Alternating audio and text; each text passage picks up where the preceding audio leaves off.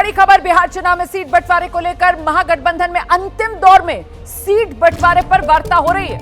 महागठबंधन में सीट बंटवारे के एक नहीं बल्कि दो फॉर्मूलाज हैं जिनको लेकर चर्चा चल रही है। ये सूत्रों के हवाले से जानकारी आ रही है। और इस बीच बड़ी खबर यह कि आईआईपी भी महागठबंधन में शामिल हो सकती है। पशुपति पारस की पार्टी महागठबंधन में शामिल नहीं होगी। सूत्रों के हवाले से यह जानकारी भी सामने निकल कर आ रही है। आईआईपी महागठबंधन में बिहार विधानसभा चुनाव में शामिल हो सकती है, ये जानकारी सामने निकल कर आ रही है। एक नहीं दो फॉर्मूला महागठबंधन में सीट बंटवारे के, जिस पर अभी चर्चा चल रही है और ये चर्चा बिल्कुल अंतिम दौर में पहुंच चुकी है। सीधे आपको लेकर चलेंगे, हमारे साथ हमारी सहयोगी निधि इस वक्त मौजूद है। जरा जानते हैं निधि से। निधि, अंतिम दौर में महागठबंधन में सीट बंटवारे पर चर्चा पहुंच चुकी है, यहां मामला कहां अटका हुआ है निधि?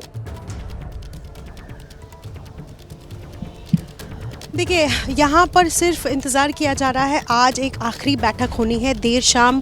राजेश राम, कृष्णा लवरू, ये सब कांग्रेस के जो बड़े नेता हैं जो आज देर शाम लालू प्रसाद यादव से बातचीत करेंगे। तकरीबन 6 से 7 बजे के आसपास ये मुलाकात होनी है और उसके बाद एक तरीके से कहा जाए तो औपचारिक मोहर लग जाएगा। जो लिस्ट, चूँकि सीईसी की बैठक हुई कांग्रेस की, उसके बाद यहाँ पर आने के बाद महागठबंधन एक तरीके से कहा जाए तो ये जो प्रारूप है इसमें किन किन को कहाँ से टिकट देना है, तो ये एक औपचारिक मोहर लगना है। और कल पार्लियामेंट्री बैठक होनी है, पार्लियामेंट्री बोर्ड की, आरजेडी की पार्लियामेंट्री बोर्ड की बैठक होनी है कल दोपहर में।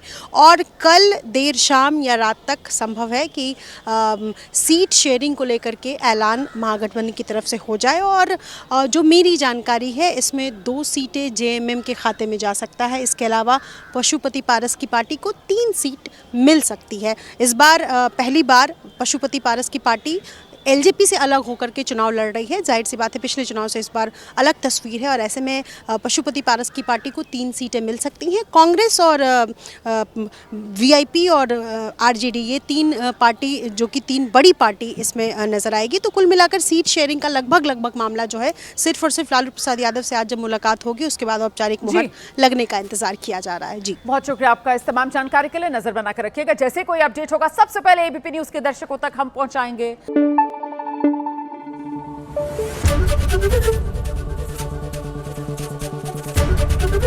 एबीपी न्यूज आपको रखे आगे।